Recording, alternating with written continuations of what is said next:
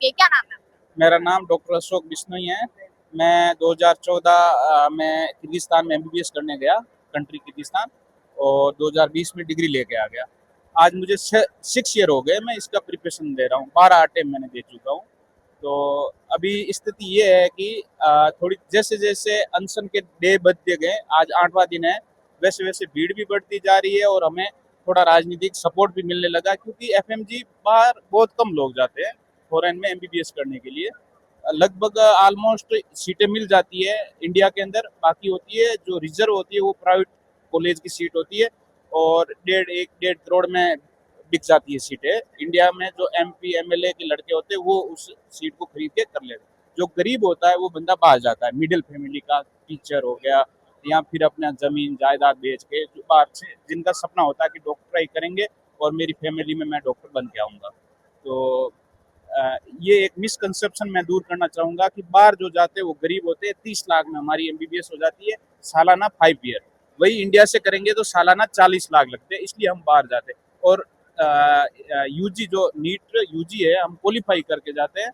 कई बच्चे यहाँ 540 560 उनको इंडिया में सीट नहीं मिली तब बाहर गए, और बाहर से आने के बाद में ये बोलते हैं कि ये पढ़ते नहीं है, ये है, इतने टैलेंट नहीं होते इसलिए रिजल्ट कम रहता है। ऐसी बात नहीं है। पेपर का जो लेवल है इतना हार्ड कर दिया गया है, इतना हार्ड कर दिया गया है, जिससे थोड़ा डिस्टर्ब कर रहे हैं। थोड़ी 1 मिनट हो, उधर खड़े रहना। बीच में जा रहे हैं, उसको जाने मत देना। हाँ, इधर खड़े रहो, ठीक है, अब डिस्टर्ब नहीं होगा। हाँ, तो पेपर का लेवल इस तरह कर दिया गया कि मतलब जानबूझ के फेल करना कि इंडिया का पैसा बाहर ना जाए।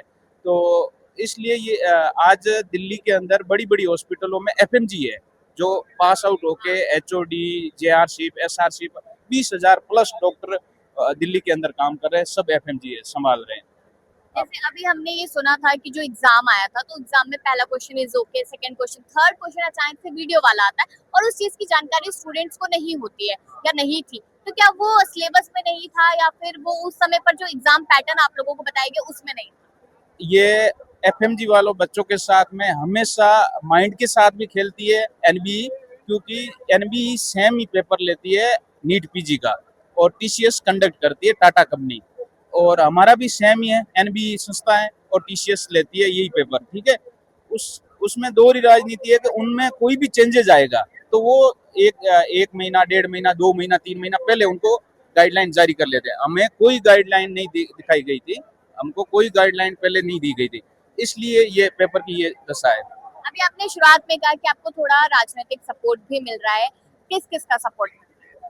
आज विपक्ष नेता राहुल गांधी जी से बात हुई थी, दिन कोई कल शायद आएंगे, और अपने दीपेंद्र हुड्डा जी हैं, वो भी आएंगे अभी आधे घंटे में आने वाले। महमूद जी वो कल आए थे, और पप्पू यादव कल आके गए थे, जो सांसद है। आपको नहीं लगता है कि ये जो प्रोटेस्ट है, जैसे हमने सीजेपी का प्रोटेस्ट देखा था, तो वो सीजेपी का प्रोटेस्ट भी राजनीतिकरण उसमें होता हुआ नजर आया, यहाँ तक कि खाने पीने को लेकर फंडिंग का इल्जाम लगा दिया। अगर आप लोगों पे भी लगा वो इल्जाम पे? यहाँ इसलिए नहीं लगेगा क्योंकि वो 12th करके पेपर आउट हो गए, वो भी न्याय के लिए लड़ रहे थे, तो कुछ गवर्नमेंट की तरफ से ऐसे गलत दिशा में लोग चले जाते हैं। यहाँ पे सब डॉक्टर है, एमबीबीएस करके आए, इसलिए देखो कितना शांतिपूर्ण हो रहा है, कोई गाली गलौज नहीं, कोई मीडिया को, कोई राजनीतिक पार्टियों को कोई गाली नहीं दे रहा है। अपना जो काम है वो हम कर रहे हैं, और कुछ जो सीनियर है जो अच्छा पैसा कमा रहे हैं वो अपना चाय और यहाँ पे खाने का, उधर मेडिकल की सुविधा सब है। लगभग 8 दिन हो चुके हैं डॉक्टर जसवंत को, तो क्या आप लोग उम्मीद कर रहे हैं कि क्या गवर्नमेंट की तरफ से या जो एमबी है उनकी तरफ से कोई रिस्पांस आएगा? हाँ हाँ, आया है, रिस्पॉन्स आया है, और उसमें इन्होंने बातें मानी है। आज वीडियो जारी भी किया था, आज ही रेस्पॉन्स आया था उसका। इन्होंने बातें मान ली कि आगे से पेपर का जो लेवल होगा वो एमबीबीएस लेवल का ही होगा, कि वन लाइनर स्क्रीनिंग टेस्ट का मतलब ये होता है कि आपको जांच रहे हैं, परख रहे हैं। ये नहीं कि नीट पीजी के बाद, आईएनसीटी के बाद आप उस वे में उस लेवल का पेपर सेटअप करो कि इनको जानबूझ के 12%, ये कोविड के बाद किया इन्होंने। पहले तो 18% रहा है, 37%, 40% भी रहा है, 28% रहा है, लेकिन कोविड के बाद हमको लगा कि कोविड पेंडेमिक आई है, कोरोना इतना महामारी आया है, तो हमें राहत मिलेगी, लेकिन उनकी जगह 7% रहा। सबसे पहले पैटर्न चेंज गया कोविड के बाद में, और लोग धरने पे बैठे थे उस टाइम, लेकिन उन जो छोटा धरना था, हमारे बच्चे भी बाहर कम जाते हैं तो बच्चे कम है, सब डॉक्टर समझदार है, घर में पढ़ते हैं, तो इतना हाहू वाला नहीं है। इस बार इतनी नाइंसाफी हो गई हमारे साथ में, लेंथी क्वेश्चंस, 10-10 लाइन के वो क्वेश्चंस थे, उसके अंदर वीडियो था वो 32 सेकंड का। हम जब क्वेश्चंस करके आंसर दे के उसका डायग्नोस बनाना पड़ता है ना, एक पेशेंट आता है कि इसको बुखार है, ये फीवर है तो किस वजह से है, क्या कॉम्प्लिकेशन है, क्या है, तो पूरा मेमोराइज करना पड़ता है। तो उसमें 10 सेकंड पीजी वालों को एक्स्ट्रा दी गई थी, हमको कोई ना तो गाइडलाइन जारी की गई थी, हमने बकायदा 28 क्वेश्चन है वो आप सोल्व करोगे, किसी को भी पूछोगे सब लोग ये बोले हमारे 50 क्वेश्चन छूटे, क्योंकि टाइम मैनेजमेंट हो ही नहीं पा रहा था। क्या नाम है? जी, मेरा नाम शाहुज़ैब है। मैं कश्मीर से हूँ और मैं एक 4th ईयर एमबीबीएस स्टूडेंट हूँ अल्माटी कज़ाकिस्तान में। तो यहाँ पर 8 दिन लगभग हो चुके हैं, क्या आपको उम्मीद लग रही है कि आगे से कुछ रिस्पॉन्स आएगा और आप लोग जिस चीज के लिए लड़ रहे हैं, जो मांग कर रहे हैं, क्या वो सुनी जा रही है? देखिए, जब तक प्रोटेस्ट बरकरार रहेगा, जब तक आप जैसी मीडिया यहाँ पे आती रहेगी, बात लोगों तक पहुँचती रहेगी, तब तक मे बी ये एनबीई और एनएमसी को एहसास हो जाएगा कि प्रोटेस्ट बढ़ता जा रहा है, बच्चे रिएक्ट कर रहे हैं और हमें यहाँ से कोई रिस्पॉन्स देना है। देखिए, यहाँ पे हंगर स्ट्राइक पे बैठे हैं कुछ डॉक्टर्स यहाँ पे प्रोटेस्ट कर रहे हैं, बड़े बड़े यहाँ पे कोचिंग सेंटर्स के बच्चे आ रहे हैं, तो ऐसे नहीं आ रहे। There is a reason behind जिसके लिए वो आ रहे हैं, और एनबीई एनएमसी को जवाब देना ही होगा, क्योंकि उन्होंने बिल्कुल अचानक से ही एग्जाम का पैटर्न चेंज करा है, बच्चों को बोले बिना, without any official notes, without any official statement, और बच्चों को पहले एक अनाउंसमेंट करनी चाहिए थी कि हम इस दफ़ा आपका एक पैटर्न चेंज कर रहे हैं। जब आपने बोला ही नहीं, बच्चे फेल हो गए, बच्चों ने लाइक एमबीबीएस लेवल के वीडियो क्वेश्चंस थे ही नहीं, तो ऑब्वियसली बच्चे अब रिएक्ट करेंगे। क्यों रिएक्ट करेंगे मैं आपको बताऊंगा एज अ पर्सनल एक्सपीरियंस। हम 6 साल बाहर पढ़ते हैं फॉरेन कंट्री में, ठीक है।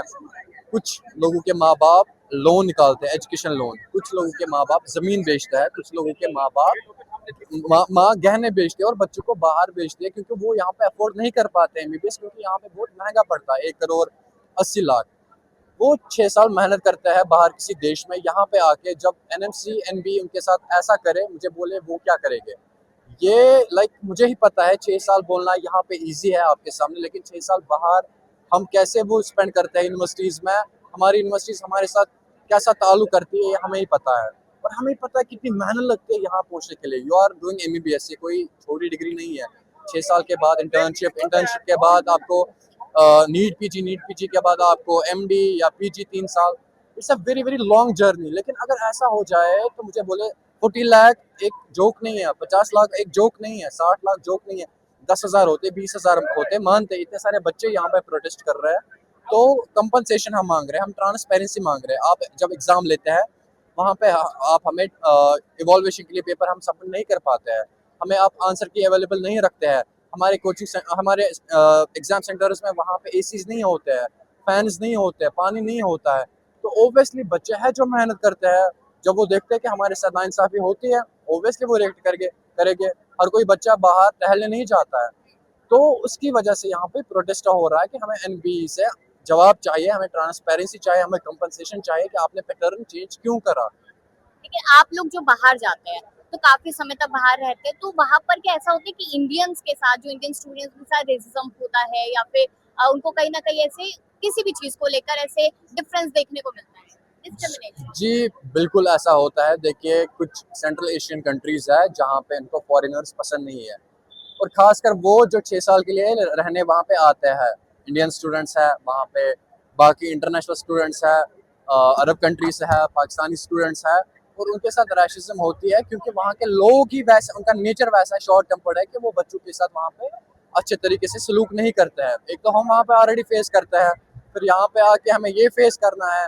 6 साल मैंने बोला ये जोक नहीं है, हमें बहुत मेहनत लगती है, हम हमारे इतने पैसे इसमें खर्च हो जाता है, और फिर यहाँ पे आके अगर हमारे साथ ऐसी नाइंसाफी हो जाए, तो ऑब्वियसली हम प्रोटेस्ट करेंगे। हम अपने, हमारा जो हक है, हमारा जो राइट है, उसका हमें जवाब चाहिए, हमें ट्रांसपेरेंसी चाहिए। तो जो एमबीए है, तो आप उनसे कंपनसेट मांग रहे हैं, लेकिन क्या इसमें गवर्नमेंट का क्या रोल है? आप गवर्नमेंट से क्या उम्मीद कर रहे हैं कि वो आपकी हेल्प कर? देखिए, NBE national board of examination kind of NMC, ये तो खुद ब खुद गवर्नमेंट है, और हम इनसे ये चाहते हैं कि ये हमें कम से कम ट्रांसपेरेंसी दे। अगर नीट जैसे एग्जाम में इंडिया में ट्रांसपेरेंसी है, तो एफएमजीई में क्यों नहीं है? अगर हम एग्जाम देते हैं, आपको पता है परसों यहाँ पे एक आदमी आया था, उसने बोला कि मैं 28 साल से एग्जाम दे रहा हूँ, अभी भी नहीं हो रहा है मेरा। मैं रीजन बताता हूँ क्यों। हमारा 300 में से 150 स्कोर क्वालिफाइंग स्कोर होता है, वो 149 पे अटका हुआ है 10 सालों से, 149 148। अब वो बेचारा क्या करता, वो इवॉल्वेशन के लिए पेपर सबमिट करता, लेकिन वो हमारे पास ऑप्शन है ही नहीं, क्योंकि हमारे पास ट्रांसपेरेंसी है ही नहीं। ही इज 42 ईयर्स ओल्ड, उसके 3 बच्चे हैं। कोई बच्चा है जो और 10 साल से 149 पे अटका हुआ है। चलो 2 साल 3 साल, चौथे साल भी जब वो देख रहा है मेरे 149 आ रहा है, भाई आखिर हो क्या रहा है? ट्रांसपेरेंसी तो चाहिए। बेचारा इवॉल्वेशन के लिए पेपर सबमिट करता, पता चलता कहाँ पे गलती है। ऑप्शन ही नहीं है हमारे पास। मेरा एक सवाल है, कंफ्यूजन है मुझे कि अगर आप लोग बाहर जाते हैं एफएमजी वाली चीज, तो बाहर तो डिस्क्रिमिनेशन देखने को मिलता है, लेकिन अगर आप इंडिया में जब वापस रिटर्न किया है तो क्या नीट एग्जाम्स के स्टूडेंट और आप में भी डिस्क्रिमिनेशन होता है? बिल्कुल होता है, ये बहुत बड़ी प्रोसेस होती है। ये आईएमजीज और एफएमजीज को अलग अलग तरीके नज़र से देखते हैं, जबकि हम सारे इंडियन हैं और हम वो एक ही एग्ज़ाम क्वालिफाई करते हैं और एमबीबीएस सारे करते हैं। और ये डिस्क्रिमिनेशन कैसे करते हैं? जब हमें पीआर चाहिए होता है, परमानेंट रजिस्ट्रेशन, ये हमें 1 महीना लगाते हैं डिग्री वेरिफिकेशन के लिए। फॉरेन जो हमारी कंट्री में एमबीबीएस की डिग्री यूनिवर्सिटी होती है, उनको मेल करके कि डिग्री वेरिफिकेशन चाहिए, इस बच्चे ने वहीं से एमबीबीएस करा है, और उसके लिए ये 1 महीना लगाते हैं। वहां से हमारा एग्जाम भी, नीट पीजी भी चला जाता है, हमें 1 और साल वेट करना होता है। ये टाइम पीरियड थोड़ा कम करे, टाइम को थोड़ा कम करे वेरिफिकेशन करने के लिए, ताकि हम ऑन डेट नीट पीजी दे सके। और जब हमें इंटर्नशिप अलॉट होती है 3 महीने के बाद हमारी पोस्टिंग होती है। ऐसा क्यों? साथ में हमारी पोस्टिंग क्यों नहीं होती है? तीसरी बात, हमारा स्टाइपेंड जो अभी 12,000, मैक्सिमम स्टेट्स में 12,000 है, जेएंडके में भी 12,000 है, अभी हाल ही यूपी में 12,000 से 25,000 कर दिया। तो हर किसी स्टेट को चाहिए, हर किसी स्टेट गवर्नमेंट को चाहिए कि वो 12,000 से कम 25 से 30,000 स्टैंपर्ड बढ़ाए बच्चों की।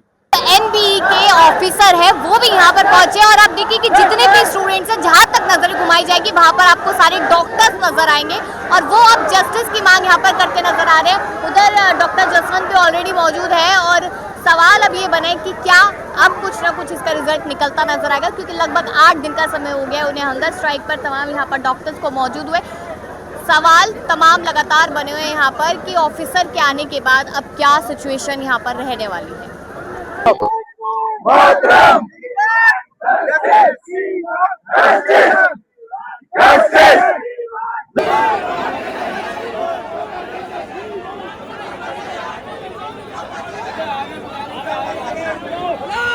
न्यू दिल्ली की तरफ से डेट ऑफ मीटिंग 27 अगस्त 2026 है ना।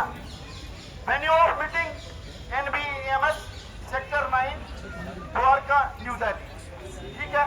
A meeting of representative of the AIMSA FMSW was held with the officials of NBEMS New Delhi to discuss the issues faced by foreign medical graduates in FMG June 2026.